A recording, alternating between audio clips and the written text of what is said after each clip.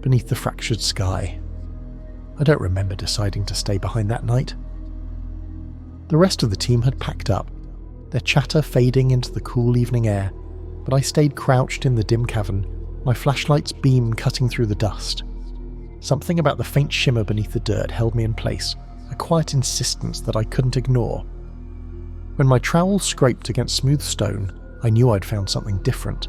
Not just old, like the broken pottery we'd spent days cataloguing, but wrong. The object revealed itself piece by piece. A shard of black stone, cold to the touch and unnervingly smooth, as if untouched by time. Symbols, faint but visible, crisscrossed its surface, pulsing with a subtle rhythm I could feel in my chest. I held my breath as I pried it free. It was no larger than my forearm, but impossibly heavy, as if it carried more than its size should allow. Even then, I couldn't bring myself to put it down. Back at camp, I couldn't stop staring at it. The shard sat on my desk, inert yet commanding all my attention.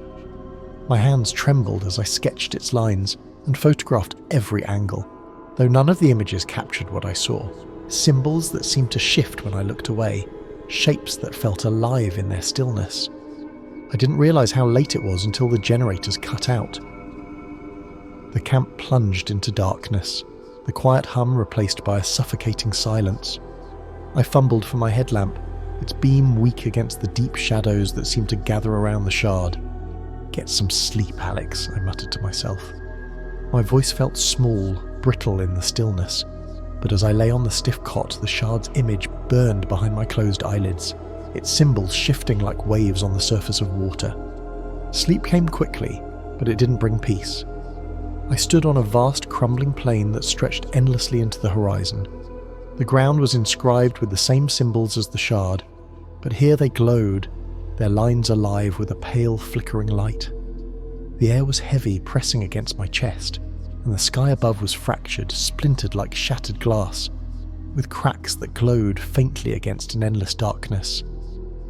I didn't know how I'd gotten there, but I knew I wasn't alone. The whispers started softly, just at the edge of hearing. At first they sounded like wind cutting across the plain, but they grew louder, layered, until they formed a voice. The words were in no language I knew, but I understood them all the same. The veil phrase. A figure began to emerge from the distance, its form serpentine and shifting as if made of smoke and shadow. Its eyes burned crimson, cutting through the fractured light. My feet refused to move, rooted to the glowing symbols beneath me, as the figure grew larger with every moment. "You've seen it," the voice whispered, though the figure's mouth didn't move. "You've touched it."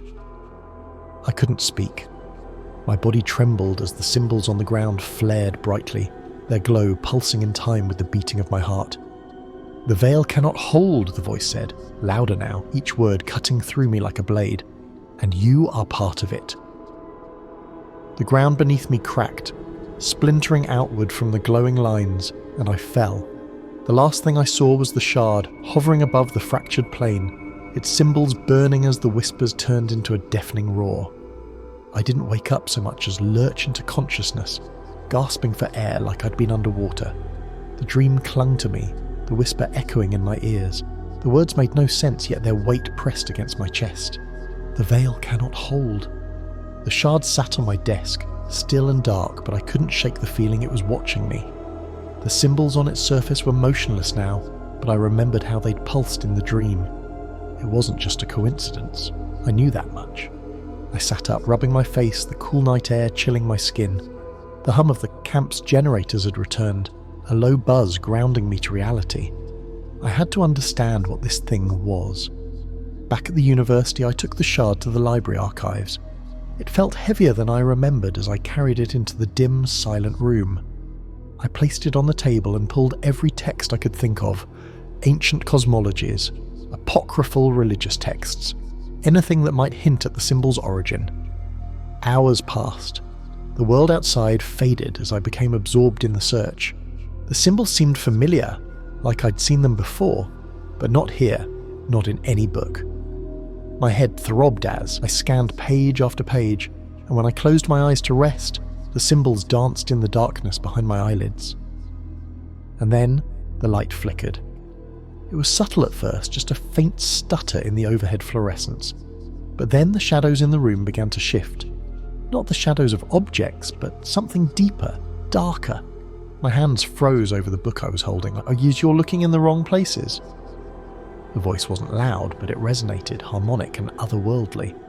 My heart slammed against my ribs as I turned toward the source. A figure stood at the edge of the room, half hidden in shadow. They weren't there before. Their forms shimmered faintly, almost translucent, as if the light couldn't quite decide whether to illuminate them. Their eyes, two sharp golden orbs fixed on me. "Who?" my voice cracked. "Who are you?" They stepped closer, and the light warped around them, bending toward their presence. Their face was sharp, crystalline, yet somehow alive, their features shifting slightly, as though they weren't fully bound to this reality. "I am Seraphir," they said. Their voice was layered, resonant. "And you've touched something you don't understand." Seraphir gestured toward the shard, their golden eyes narrowing. "Do you know what that is?" "I know, it was in a cave. I found it. What do you mean touched?" "It isn't just a thing," they said, stepping closer. "It's a fragment, a piece of something far older than this world, far older than you." I felt the weight of their words settle over me like a lead blanket. "A piece of what?" Seraphir hesitated, as if weighing how much to say. Finally they spoke. "It's a part of the veil, the barrier between this reality and the abyss." The word abyss struck something deep in me, something primal. What does that mean? "It means," they said, "the veil is weakening, and you've made yourself a part of it." Before I could respond, a new voice joined us, low and smooth like silk sliding over stone. "You'll scare them, Seraphir." I turned toward the dark corner of the room, where the shadows had deepened unnaturally. Another figure stepped forward, their form fluid and rippling, cloaked in tendrils of shadow that seemed to breathe. Their eyes glowed, faintly silver, calm and unblinking. "They deserve to know the truth," Seraphir said, their voice sharp. "And they will," the shadowy figure replied, "but not all at once. You're overloading them." They turned to me, their gaze steady and oddly reassuring. "I am Varieth," they said. "You've seen the cracks in the veil, haven't you? The dreams? The whispers?" I nodded, my mouth dry. "Then you already know more than most," Varieth said. "But be careful. Knowing too much, too quickly, can shatter you." Seraphir made a frustrated sound, stepping between us. "There's no time for caution. The Pantheon knows the veil is weak. If they reach through, and pushing too hard will only hasten their arrival." Vareth's voice remained calm, but there was an edge to it now. They turned back to me. "You're caught between forces older than you can imagine. What you do next will matter." The room felt heavier after they left, as though their presence had bent the air itself. Seraphir and Varieth, whatever they were, vanished the way they'd come, leaving me with more questions than answers. I stared at the shard, its symbol still lifeless, but I could feel it now, a faint pulse like a heartbeat buried deep within its core. That night I didn't sleep. It started as a low hum. I was sitting at my desk, the shard resting in front of me, when I felt the sound more than heard it, a vibration in the air crawling into my skin. "You've seen them," a voice said, low and resonant, like the whisper of a distant storm. I froze. The voice wasn't Seraphir's or Varieth's, it wasn't even human. "They want to shape you, bend you to their will," the voice continued. "They speak of balance, of light and shadow, but do you think balance exists for you?" I turned sharply, scanning the room. The voice had no source, no direction. It was everywhere and nowhere at once. "Who's there?" I demanded, but my voice sounded small against the oppressive stillness. The light dimmed, shadows thickening in the corners of the room, and then I saw it. A flicker in the reflection of the shard, something moving just out of reach. "You've touched the cracks and now you're part of them," the voice said, "but you don't have to follow their rules." The flicker became a shape, serpentine and shifting, its form coiling within the shard's surface. Two faintly glowing crimson eyes stared back at me. "Who are you?" I whispered. "I am Nir Kaj." Their voice was steady, almost soothing, but it carried an edge that I couldn't ignore. "Seraphir would have you believe in their light. Varieth would have you bow to their balance, but neither sees the truth. "And what's the truth?" I asked, though my stomach churned at the question. Nearkaj's form shifted, tendrils of shadow curling like smoke. "The veil was never made for you. It was built to cage something far older, something the creator feared. You are a byproduct of their war." I shook my head. "You're lying." "Am I?" they replied, almost amused. "They didn't tell you what the shard is, did they? It's not just a fragment of the veil, it's a key. With it you can see what they don't want you to see." "Why would I trust you?" I shot back, my voice trembling. The shadows in the shard rippled. "You don't have to trust me. You only have to trust yourself." For a moment the crimson eyes flared brighter, and the symbols on the shard began to glow faintly, pulsing in time with the rhythm of my heartbeat. "The veil is breaking," Nearkaj said, their voice a whisper that burned itself into my mind. "And when it falls, you'll have to choose. Will you hold it together, or let it burn?" Before I could respond, the shard went dark, the shadows receding as if they'd never been. The air felt lighter, but the weight of Nearkaj's words lingered. The next morning I sat in the library with a notebook full of scrawled symbols and a mind full of questions I couldn't answer. The whispers hadn't returned, but I felt their presence, like a storm gathering on the horizon. Seraphir and Vareth's warnings replayed in my mind, clashing with Nearkaj's cryptic promises. The shard pulsed faintly at the edge of my vision, a constant reminder of the impossible choices that lay ahead. The veil is breaking. I didn't know if I could stop it. I didn't even know if I should. I couldn't leave the shard alone. Its faint pulse felt like a second heartbeat in the room, a constant reminder of Nearkaj's words. "The veil was never made for you." The phrase played on repeat in my mind as I sat in the quiet library, surrounded by open books filled with empty answers. By the time the lights began to flicker again, I was no longer startled by the way the air grew heavier. I knew they were coming. The light overhead stabilized as Seraphir appeared first, stepping into the room as if emerging from the air itself. Their radiant form seemed dimmer than before, their crystalline body refracting light in jagged, uneven patterns. "You've spoken with it, haven't you?" Seraphir's voice rang with disappointment. I didn't answer. What could I say that wouldn't sound like a confession? Vareth's arrival was quieter, the shadows deepening at the edges of the room before their rippling form emerged. They studied me with their pale, glowing eyes, their presence as steady as a heartbeat. "You should have expected this," Vareth said to Seraphir. "The shard amplifies everything, curiosity, fear. It was only a matter of time." "Curiosity is one thing," Seraphir snapped, "but the Pantheon thrives on doubt. They'll twist this until—" "I'm right here," I interrupted, my voice sharper than I intended. "If you're going to argue about me, at least let me in on it." Seraphir turned their golden gaze on me, their glow intensifying. "You don't understand what you've done. Every interaction with Nearkaj pulls you closer to their web." "And what if they're not wrong?" I shot back. "They told me things you didn't. About the veil, about humanity. Why didn't you tell me what the shard really is?" Seraphir hesitated, the light dimming slightly around them. Vareth stepped forward, their shadowy form rippling like a calm tide. "Because the truth isn't simple," Vareth said. "The veil isn't just a barrier. It's a cage, a prison for forces that can't be allowed to touch this world." "For the Pantheon," I said. Seraphir nodded. "The Pantheon's influence is dangerous, even through cracks like the shard. Their hunger, their chaos, it will consume everything." "But that's not all, is it?" I pressed. The silence that followed confirmed my suspicion. Vareth's voice was softer now, almost gentle. "The veil wasn't just built for them. It was built for what came before." "The crater," I whispered. Seraphir flinched as though I'd struck them. "The crater's essence holds the veil together. Without it, reality as you know it wouldn't exist." "And now it's breaking," Vareth finished, "because you touched the shard." "It's not their fault," Vareth said, turning to Seraphir. "The cracks were already there. This was inevitable." "Inevitable?" Seraphir's voice sharpened.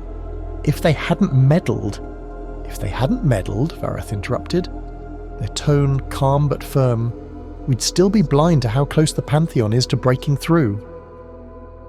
Their words hung heavy in the air. Seraphir's crystalline form pulsed faintly, the refracted light jagged and erratic. "What do you want from me?" I finally asked. If this is my fault, how do I fix it? Seraphir stepped closer, their gaze piercing. You don't fix it. You resist it. You stay away from Nirkaj and the whispers of the abyss. Vareth, standing just beyond the light, shook their head. You're part of it now. The Shard chose you for a reason. You don't resist the veil, you navigate it. The room fell silent, the air tense with opposing philosophies.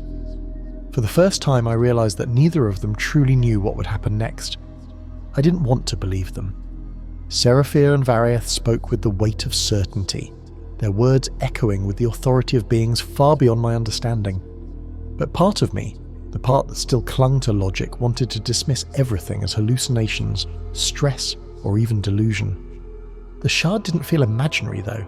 Its weight in my bag, its faint pulse when I touched it, all of it screamed real. The day after their warning, I went back to my office at the university. I thought returning to the mundane world might clear my head. For a while, it worked. The papers on my desk, the buzz of students in the halls, the weight of overdue lectures, all of it dulled the noise in my mind. Then the crack appeared. I was staring out the window, barely listening as a student asked about an upcoming exam when I saw it. A faint, jagged line stretching across the horizon. It wasn't in the glass. It was in the sky itself. "Alex," the student said, pulling me back. I blinked, the crack gone, but I knew I hadn't imagined it. That night, the campus erupted in chaos. Reports of strange weather flooded in, winds that carried whispers, shadows moving against the light. Even a few students claiming to have seen things in the dark corners of the library. I was back in my office, pacing, the Shard warm in my hands. I hadn't heard from Seraphir or Vareth since our last encounter, but their warnings felt heavier now. The lights flickered, plunging the room into shadow, and then the whisper came. "You're seeing it now," Nirkaj said, their voice threading through the darkness like silk. "The cracks aren't just in your dreams, they're here, in your world." "What do you want?" I demanded, clutching the Shard tighter. Their serpentine form coiled within the reflection of the window, crimson eyes glowing faintly. "To help you see what they refuse to show. You think the veil protects you, but it's a lie. It's a prison." "And you'd rather see it broken? Wouldn't you?" they replied, their voice soft and insistent. "You felt its weight. The veil doesn't protect you. It confines you. Break it, and you'll see the truth." The Shard's symbols flared to life in my hands, brighter than ever before. The air around me shifted, growing heavier, as if reality itself were holding its breath. For a moment I wasn't in my office anymore. I stood on that fractured plane again, the ground beneath me alive with glowing symbols. The sky above was splintered, light bleeding through the cracks. Shadows moved at the edges of my vision, and the whispers were deafening now, a cacophony of voices layered atop one another. In the distance I saw them. 4 immense shapes moving through the void, the endless gnashing maws of Urukamash, devouring fragments of light and space. The fractured prismatic form of Zin Akat, its shards bending reality around it. The skeletal, oceanic expanse of Marudath, its countless weeping eyes fixed on me. The writhing tendrilled silhouette of Engurath, leaking corruption into the void. Their presence was overwhelming, a weight I couldn't describe. I felt my knees buckle, the shards slipping from my grasp. "Do you see now?" Nirkaj's voice whispered. "This is what lies beyond. This is what they're keeping from you." The veil trembles. I came to on the floor of my office, the Shard cold and dark once more. My hands trembled as I stared at it. The symbols burned into my vision even when I closed my eyes. The whispers were quieter now, but they hadn't disappeared. I could feel the cracks growing, not just in the world around me, but in my own mind. Seraphir and Varieth were right. I was part of this now, but Nirkaj's words lingered, like a seed planted deep in my thoughts. The veil confines you. I didn't leave my office for hours. The Shard sat on my desk, silent and cold, its symbols now etched into my mind. My hand hovered over it, hesitant to touch it again. Every instinct told me to walk away, to throw it into the deepest hole I could find and forget it ever existed. But I couldn't. The Shard had become a part of me, its pulse a faint echo in my chest. The campus outside had grown eerily quiet. The chaos from the night before, the strange winds, the flickering lights, the whispers, had settled, leaving behind a heavy stillness.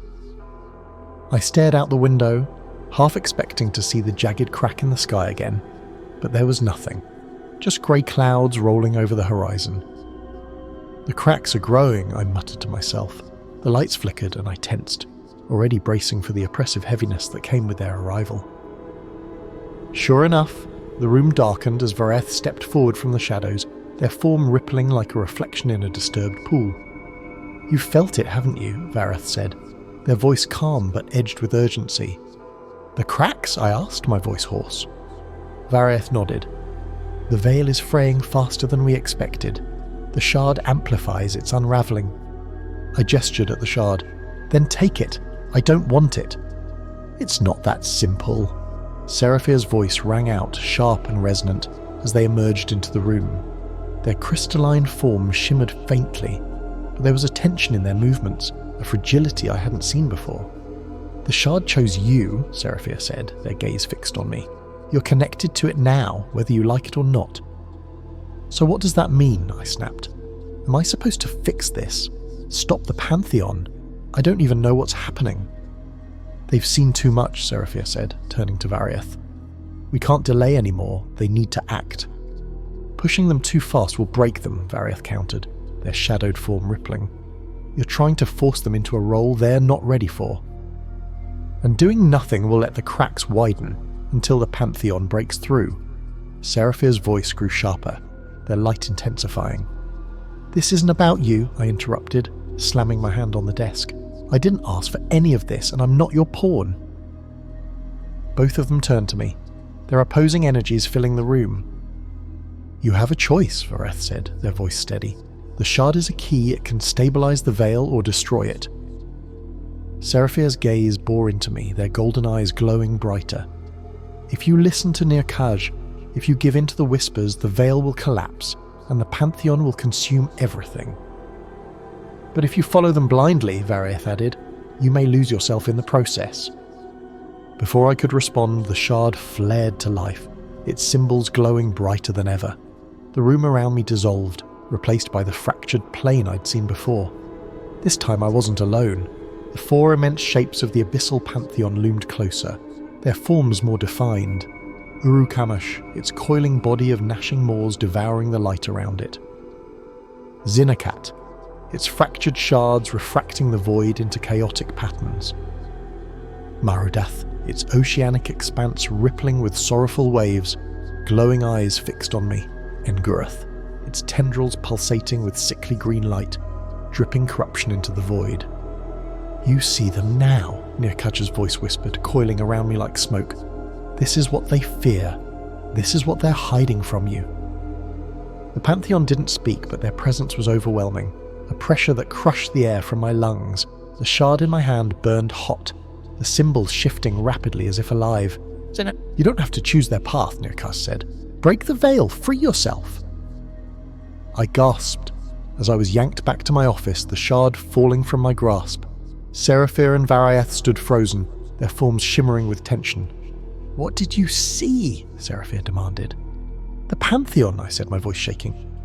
"They're trying to break through." "And the shard?" Vareth asked. I looked down at the shard, its glow fading but not extinguished. My hands trembled as I picked it up again. "It's a key," I said, repeating their words, "but I don't know if I can use it." The first sign that the cracks had spread beyond me came as a headline the next morning. Strange lights over the Atlantic, unexplained phenomena spark global speculation. The photo beneath the headline showed a jagged tear of golden and violet light streaking across the horizon. It wasn't natural, not lightning or auroras, and something in my gut told me it wasn't a coincidence. As I scrolled through the article, my phone buzzed. Another notification. Reports of mass hallucinations surge across Europe.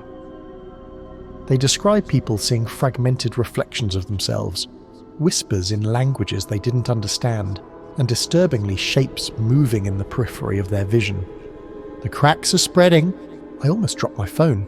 Nirkaj's voice coiled through my thoughts, softer this time, almost amused. "You felt it.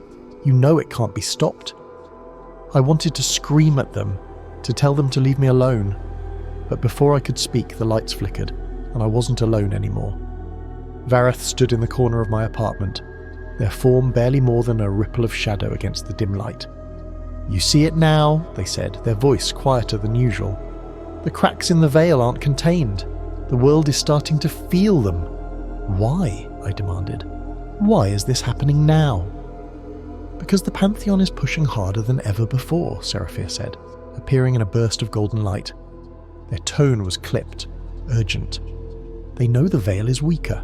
The shard amplified the fracture." "I didn't ask for this," I snapped. "I didn't ask to be dragged into your war."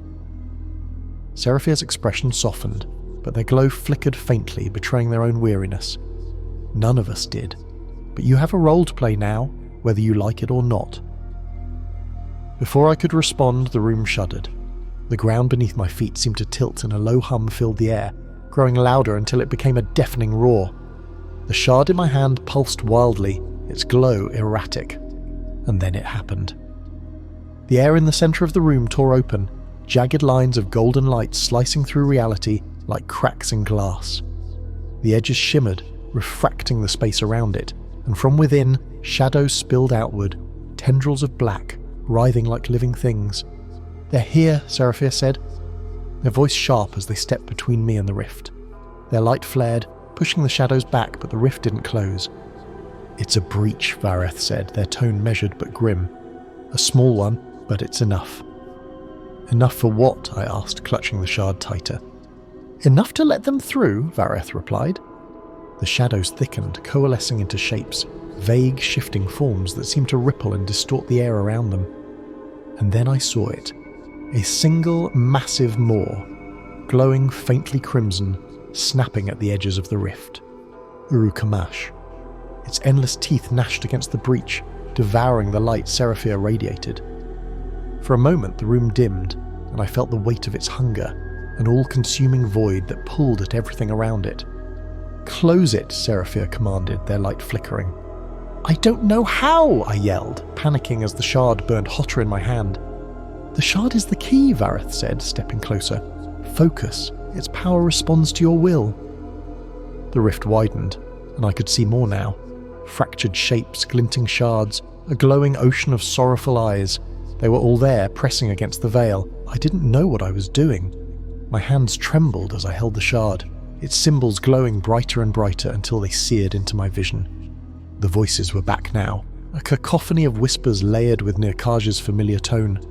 "Why close it? Let it open. Let the truth in." "Ignore them," Seraphia shouted, their voice cutting through the noise. "Focus on the shard. Think of the veil. Think of it holding." I closed my eyes, clutching the shard tighter, and imagined the breach shrinking. I pictured the light and the shadows weaving together, closing the cracks, pushing the Pantheon back into the void. The heat from the shard surged, burning my palms, but I didn't let go. And then, suddenly, the noise stopped. When I opened my eyes, the breach was gone. The silence was deafening. The room was dark, the only light coming from Seraphia's faint glow. They looked at me, their crystalline features softening. "You did it," they said. "Barely," Vareth added, their voice low. "But the cracks are still there. This is just the beginning." I sank to the floor, the shard still warm in my hand. My head throbbed and my chest felt hollow, as if the act of closing the breach had taken something from me. "What happens now?" I asked, my voice barely above a whisper. Vareth stepped closer, their shadowed form rippling. "The cracks won't stop. You'll have to decide how far you're willing to go to hold them together." Seraphia's gaze turned toward the window, where the faintest shimmer of another crack glowed in the night sky. "The Pantheon won't stop," they said, "and neither can you." The crack in the sky was still faint the next morning, but it hadn't vanished. Its jagged line stretched across the horizon, a distant wound that seemed to pulse when I looked too long. The news was no help. Every outlet had a different explanation: atmospheric disturbance, an illusion caused by solar flares, or just mass hysteria. But I knew the truth. I'd seen it, and it wasn't stopping. Seraphia appeared without warning, their crystalline forms shimmering faintly in the sunlight pouring through my apartment window. The light refracted around them, casting fractured rainbows across the walls. "You're running out of time," they said. I set the shard down on the desk, its warmth lingering in my hands. "I just closed a breach. Doesn't that buy us some time?" "It slowed them," Seraphia admitted. "But the Pantheon doesn't need a single breach. They're pushing against the Veil everywhere now." "How do I stop something everywhere?" I asked, my voice sharper than I intended. Seraphia's gaze softened, though their light flickered faintly. "You can't do it alone. The shard is only a fragment. The Veil itself was never meant to be maintained by one being." I shook my head. "Then why did it pick me?" "It didn't," Vareth's voice came from the shadows, their form materializing in the corner of the room. "The shard isn't conscious. It's drawn to potential, not perfection." Seraphia shot them a sharp look. "You're not helping." Vareth stepped closer, their shadowed form rippling as though caught in an unseen current. "Helping them understand is more important than filling them with false hope." "Stop talking like I'm not here," I snapped. Both of them turned to me, their opposing energies filling the room. Before either could respond, the air shifted again, a low hum vibrating through the floor. I grabbed the shard instinctively, its symbols already beginning to glow. The crack in the sky outside expanded slightly, the light around it distorting, and then, across the street, the shadows of a building began to twist unnaturally, bending and stretching as though alive. "It's starting," Vareth said, their voice low. "Another breach?" I asked, my heart pounding. Seraphia nodded, stepping toward the window. "They're small now, but each one weakens the Veil further. If they continue to spread..." They didn't need to finish the sentence. The twisted shadows across the street coalesced, forming into vague shifting shapes. Tendrils stretched outward, curling unnaturally as they reached for the light. People screamed, scattering in every direction as the shadows grew taller, darker. "What are those?" I asked, clutching the shard. "Manifestations," Vareth said. "Fragments of the Pantheon's influence. They can't fully cross through, but their essence seeps into your world." Seraphia turned to me, their golden eyes blazing. "You have to close it." I stared at the scene outside, panic rising. "I don't know how. I barely managed last time." "You're learning," Seraphia said, "and you don't have a choice." I stepped toward the window, the shard pulsing in my hand. The symbols glowed brighter, and I could feel the weight of the breach pressing against my chest, heavy and suffocating. "Focus," Vareth said, their voice steady. "The shard responds to your will. Think of the Veil. Imagine it holding..." I closed my eyes, trying to block out the noise, the screaming, the shadows, the growing hum of the breach. I pictured the rift shrinking, the tendrils receding, the light and shadow weaving together to seal the crack. The shard grew hotter in my hand, its glow almost blinding behind my closed eyelids. I felt something shift, like a thread being pulled taut. And then, suddenly, the noise stopped. When I opened my eyes, the shadows were gone. The street was still, though the people who had fled didn't return. The crack in the sky above remained, but it hadn't grown. I sank to the floor, the shards slipping from my grasp. My hands trembled, my chest heaving as I tried to steady my breath. "You did it," Seraphia said, their tone both relieved and wary. "Not well enough," Vareth added. "The cracks are still spreading, these breaches are only going to get worse." Seraphia turned toward the window, their form shimmering faintly. "The Pantheon isn't going to stop until the Veil falls entirely." "Then what do I do?" I asked, my voice barely above a whisper. Vareth stepped closer, their shadowed form rippling with faint light. "You have to decide if you're willing to sacrifice more."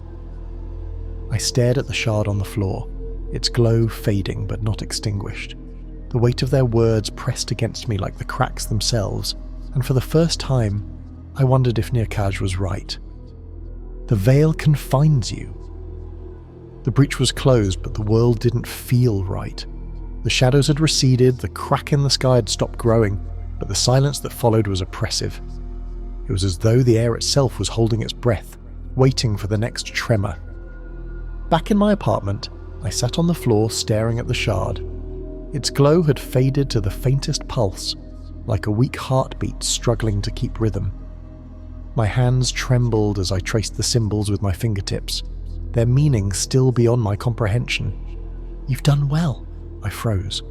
The voice wasn't Seraphir's or Vareth's. It was low, smooth, and threaded with quiet amusement. "You're still here," I said, my voice flat. The shadows in the room deepened, pooling unnaturally in the corners, and then Nearkaj's serpentine form emerged from the darkness, their tendrils flowing like smoke. "Of course," they said, their crimson eyes glowing faintly. "I'm always here. You've touched the cracks, and the cracks have touched you." I stood holding the shard like a shield. "What do you want?" "To help you," Nearkaj said, coiling closer. "Seraphir and Vareth, for all their wisdom, don't understand what you're facing. They talk about balance, about holding the veil together. But do they tell you why it was built in the first place?" "To keep the Pantheon out," I said, though the words felt hollow. Nearkaj's smile widened, their teeth glinting in the dim light. "And what if that's not all it does? What if the veil isn't just a barrier but a cage? A prison meant to trap more than the Pantheon?" I shook my head. "You're twisting this. The Pantheon is trying to destroy everything." "Are they?" Nearkaj whispered, their voice curling around me like smoke. "Or are they trying to free you from a reality that was never meant for you? The Creator built the veil to control, not protect. You're a byproduct of their fear." Their words sent a shiver down my spine, but I couldn't deny the seed of doubt they planted. The weight of the shard in my hand felt heavier now, as though it carried not just power, but truth. "You don't have to trust me," Nearkaj said, their voice soft. "Just look. Use the shard to see what they won't show you." The shard flared to life in my hand, its symbols glowing brighter than ever before. The air around me thickened, and I felt myself pulled somewhere else, somewhere beyond the confines of reality. I stood on a vast fractured plain, the ground beneath me etched with the same glowing symbols as the shard. The sky above was torn, jagged cracks of light bleeding into the void. And then I saw it. The veil. It stretched endlessly, a massive barrier of shimmering threads, each one pulsing with the faint glow of the Creator's essence. It was beautiful and terrible, a monument to order built over chaos. But as I looked closer, I saw the cracks, faint jagged lines spidering outward like veins. "This is what they fear," Nearkaj said, their form coiling beside me. "The veil is failing because it was never meant to hold." I turned to them. "What happens if it falls?" "Freedom," they said simply, "and truth." As I stared at the cracks, another voice rose, faint and distant, as if carried on the wind. It wasn't Nearkaj or Seraphir or Vareth. It was something else, something older. "Let there be light." The words were a whisper, but they reverberated through the plain like thunder. The cracks in the veil pulsed, and for a moment I felt the presence of something vast and incomprehensible, a force that dwarfed even the Pantheon. "The Creator," I whispered. Nearkaj recoiled slightly, their eyes narrowing.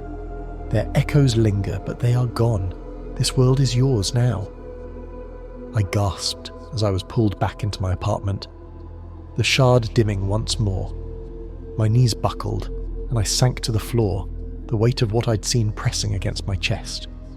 "You've seen it now," Nearkaj said, their voice softer. "You know the truth." Before I could respond, they vanished, their shadowy form dissolving into the dark corners of the room. The room was quiet again, but the echoes of the Creator's whisper lingered in my mind.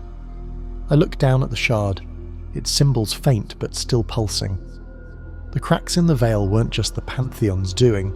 They were tied to something much older, something even Seraphir and Vareth hadn't fully explained.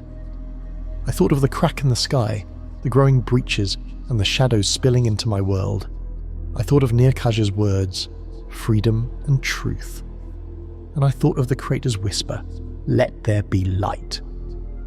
For the first time, I wasn't sure which path was right. The news broke at dawn. Unexplained blackout plunges Tokyo into darkness. Thousands report hallucinations. The images on my phone screen were haunting. A sprawling city shrouded in unnatural shadow, its towering skyscrapers silhouetted against the faint glow of cracks spreading through the sky. Witness accounts spoke of shadowy figures moving in the streets, of whispers rising from the depths of the darkness. I knew it wasn't a blackout. The breaches were growing, no longer isolated to flickers in the corners of reality, but gaping wounds bleeding the Pantheon's presence into the world. Seraphir appeared in my living room as I stared at the screen, their light subdued, fractured. It's happening faster than we thought. How many more breaches like this can the Veil handle? I asked, my voice low. Seraphir's golden gaze met mine. Not many. That evening, Vareth appeared, their shadowy form rippling like liquid as they stepped into the dim room. They didn't speak right away. Instead, they stared at the shard, their pale eyes flicking between its faintly glowing symbols and the cracks in the sky visible through the window. They're testing you, Vareth finally said. What does that mean? I asked. The Pantheon, they replied. They're trying to see how far they can push before you break. Why me? I demanded, the frustration boiling over. Why not you, or Seraphir, or someone who knows what they're doing? Because you're not bound by the Veil, Vareth said, their voice calm but heavy. Seraphir and I, we were made to guard it. You weren't. That makes you unpredictable. The shard pulsed in my hand, a heat that felt both alive and demanding. I stared at it, my chest tight, and then the voice came again. You see how they circle you, Nirkaj whispered, their tone curling around my thoughts. They need you, but they don't trust you. They'll use you until there's nothing left. What do you want now? I snapped, but my words rang hollow. Nirkaj's form coiled in the reflection of the shard, their crimson eyes burning faintly. To give you a choice. I already have a choice. Do you? They smiled, their teeth glinting in the dim light. The shard is a key. It can hold the Veil together, but it can also break it. If you let the Pantheon through, you'll finally understand what the Crater feared and what they hid. The shard grew hotter in my hand, its symbols flaring brighter. Break the Veil, Nirkaj said, and you'll be free of their lies. Before I could respond, the world outside my window shifted. A soundless tremor rippled through the air, and the faint crack in the sky split wider, jagged lines of golden light radiating outward. On the street below, shadows began to twist unnaturally, curling into tendrils that moved with purpose. People screamed as the tendrils grew, coalescing into towering forms with vague, shifting features. Manifestations, Seraphir said, their voice sharp as they stepped forward. The Pantheon's influence is spreading. Vareth stood beside them, their shadowy form steady. This is what they want, to overwhelm you, to make you falter. It's working, I muttered, clutching the shard tighter. You have to seal it, Seraphir said, before they push through. The shard's heat burned against my palm as I closed my eyes, focusing on the breach outside. I pictured the rift shrinking, the tendrils receding, the cracks in the sky knitting themselves back together. But the whispers came louder this time. Not just Nirkaj's voice, but others, layered, ancient, and incomprehensible. My thoughts splintered under the weight of them, each one pulling at me, demanding to be heard. Focus, Vareth's voice cut through the noise, grounding me. The Veil holds because you will it to, Seraphir added. You can do this. I forced the image into my mind, the light and shadow weaving together, the rift sealing itself. Slowly the noise faded, and when I opened my eyes the breach was gone. But the cracks in the sky remained. The silence that followed was almost worse than the noise. Seraphir stood by the window, their gaze fixed on the cracks above, their light dim. This won't stop, they said. The breaches are coming faster, they're getting stronger. Vareth turned to me, their shadowed form rippling. You'll have to decide soon. How much are you willing to give to hold it together? I stared at the shard in my hand, its glow faint but steady. What happens if I can't? You know what happens, Seraphir said softly, and I did. The Pantheon would come through and the Veil would collapse. I thought of Nirkaj's words, break the Veil and see the truth. For the first time, I wondered if the truth was worth the cost. The next breach came at dusk. I hadn't slept since the last one, the weight of the shard and Nirkaj's whispers pressing heavily on my mind. The cracks in the sky had grown more visible, no longer faint outlines, but jagged wounds bleeding golden and violet light into the heavens. This time, the breach wasn't distant. It wasn't in Tokyo or across the horizon. It was here, just outside my apartment. The walls trembled as shadows poured through a growing rift, pooling into shapes that writhed and shifted. The air felt heavy, suffocating, as though the world itself was folding in on itself. "Alex." Nearkaj's voice rose above the noise, a calm anchor in the chaos. Their form coiled within the shard's reflection, their crimson eyes piercing through the growing dark. "You're standing on the edge of the truth. All you have to do is step through." Before I could respond, Seraphir's light cut through the shadows. They appeared in the center of the room, their crystalline form fractured but still brilliant. "Don't listen to them," they said, their voice sharp with urgency. "The veil is fragile enough without you giving in to their lies." "Are they lies?" I asked, my voice trembling. "Because you haven't exactly told me the whole truth either." Seraphir hesitated, their glow flickering faintly. "The truth is complicated, but I can promise you this. The Pantheon's freedom will mean the end of everything you know." Shadows rippled at the edge of the room as Varieth emerged, their form calm and fluid. They stepped between Seraphir and me, their pale eyes steady. "They're both right," Varieth said, their voice low. "The Pantheon's freedom would destroy this world, but Seraphir hasn't told you why the veil is failing." Seraphir turned to Varieth, their light flaring. "This isn't the time." "It's exactly the time," Varieth interrupted. They turned to me, their tone measured. The veil was never meant to last forever. It was a temporary solution, a way to hold back forces too vast to destroy. "And now it's falling apart," I said, the shard growing hotter in my hand. "Because it was built with the Creator's essence," Varieth said, "and the Creator is gone." The words hit like a physical blow. I stared at them, the weight of their statement pressing against my chest. "What does that mean?" I asked, my voice barely a whisper. "It means the veil isn't just failing because of the Pantheon," Varieth said. "It's failing because there's nothing left to hold it together." The room grew darker as Nearkaj's form solidified, their tendrils coiling around the edges of the space. "They want you to sacrifice yourself for something that's already dead," they said, their voice soft and insistent. "The Creator abandoned this world long ago. The veil is breaking because it was never meant to endure." Seraphir stepped forward, their light blazing. "Don't listen to them. The Creator's essence is still in the veil. It's what keeps the Pantheon at bay." "And it's fading," Nearkaj countered. "You've felt it, haven't you? The cracks growing wider, the breaches harder to close. It's not because of you. It's because the veil was built on something that's no longer there." They turned their crimson gaze on me, their voice almost gentle. "You can let it fall. You can see what lies beyond. You don't have to keep fighting for something that was never meant to last." The ground trembled as the rift outside grew larger, shadows pouring through it like water over a dam. Tendrils stretched toward the apartment, curling against the windows, their movements slow and deliberate. "You don't have much time," Seraphir said, their voice taut with urgency. "You have all the time you need," Nearkaj whispered.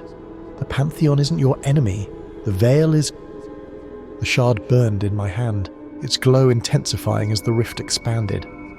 I could feel the choice pulling at me, two forces tearing in opposite directions. "If you let it fall," Nearkaj said, "you'll finally be free." "If you let it fall," Seraphir countered, "everything you know will be lost." As the rift pressed closer, the shard flared brighter than ever before. The symbols on its surface shifted rapidly, their glow almost blinding. And then, faint and distant, I heard it again. "Let there be light." The voice was soft, barely audible over the noise of the rift and the arguments around me, but it carried a weight that silenced everything else. "The Creator," I whispered. For a moment I felt the presence of something vast and incomprehensible, a force that dwarfed everything in the room, and then it was gone, leaving only the shard's faint pulse in its wake. "You have to choose," Seraphir said, their light flickering as the rift pressed closer. "Hold the veil or let it fall." "Choose freedom," Nearkaj whispered. "See what they don't want you to see." I stared at the shard, its heat burning against my palm. The cracks in the sky outside glowed brighter, the rift pulsing with energy. And then I stepped forward. The shard pulsed in my hand, its symbols burning brighter than ever. The light was blinding, the heat searing, but I couldn't let go. My breath came in shallow gasps as the rift loomed before me, its edges jagged and raw, spilling tendrils of shadow into the room. You feel it, don't you? Nirkaj whispered, their form coiling in the corner of my vision. The veil doesn't want to hold. It's unnatural. Let it go. Don't listen to them, Seraphia said sharply, their fractured light cutting through the encroaching dark. You've seen what lies beyond.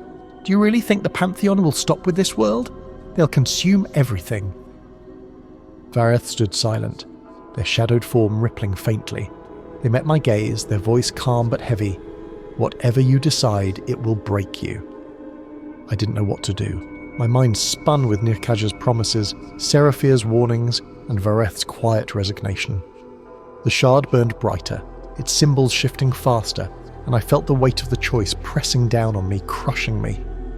I closed my eyes, clutching the shard tighter. The heat spread through my body, and for a moment everything went still. In the stillness I saw the veil. It stretched endlessly, a lattice of light and shadow weaving through the void. Its threads pulsed faintly, their glow dimming with every moment. Cracks spidered outward from its core, faint but spreading, each one pulsing in time with the shard in my hand. It's dying, Nirkaj said, their voice echoing in the void. The creator's essence is gone. All you're doing is delaying the inevitable. You don't know that, Seraphia countered, their light flaring as they appeared beside me. The veil can still hold. It just needs time. Time it doesn't have, Nirkaj said, their crimson eyes gleaming. Let it fall, Alex. Let it end. The shard's light flared, and I heard it again, the faint echoing whisper of the creator. Let there be light. The words resonated through me, a warmth that pushed back against the cold weight of the void. I felt the veil tremble, its threads quivering as the cracks spread faster. The creator's gone, Nirkaj said, their voice almost gentle. That whisper is nothing but an echo. You're clinging to a ghost. It's not a ghost, Seraphia said. It's a legacy, a chance to hold this world together. I opened my eyes, staring into the rift. The Pantheon loomed on the other side, immense, incomprehensible forms pressing against the veil. I saw Uruk-Hamash, its endless maws devouring the light around it. I saw Zinnakat, its shards refracting reality into chaos. I saw Marudath, its oceanic expanse rippling with sorrow, and I saw Engurath, its tendrils leaking corruption into the void. They're waiting, Nirkaj said, their voice low and insistent. All it takes is one step, one choice, and you'll be free. They're lying, Seraphia said. The Pantheon doesn't care about freedom, they care about destruction. Vareth stepped forward, their shadowed form steady. The veil is already breaking. Whatever you choose, there's no going back. I took a deep breath, the shard's heat burning through me. My vision blurred, the rift and the veil and the Pantheon all merging into a swirling mass of light and shadow. Choose. I made my choice. The shard's light exploded, blinding and all-encompassing. The air burned, the ground trembled, and the voices, Nirkaj, Seraphia, Vareth, faded into silence.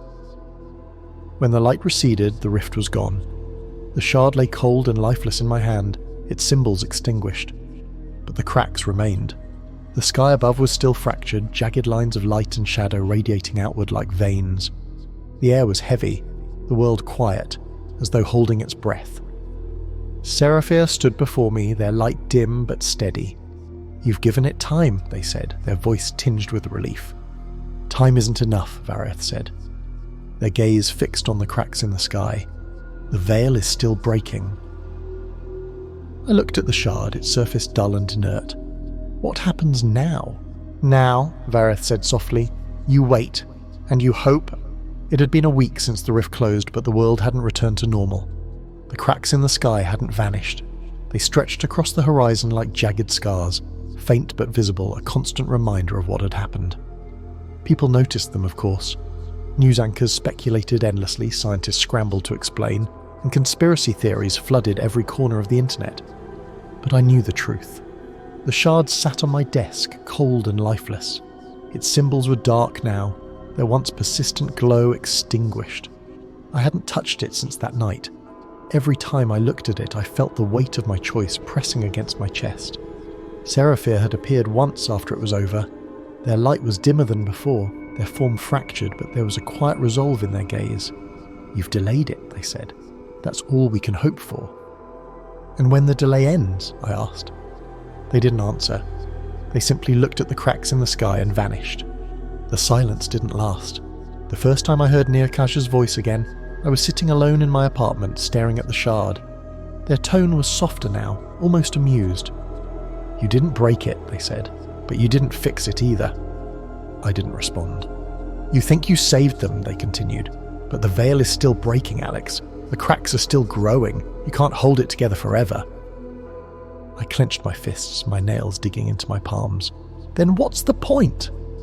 "The point," Nearkaj said, their voice coiling through the room, "is that you'll have to choose again and again until there's nothing left to save." Outside, the cracks glowed faintly as the sun set, their golden and violet light cutting through the darkness. People still stopped to stare at them, their faces filled with a mix of awe and fear, but most of them moved on. The world didn't stop because of the fractures in the sky.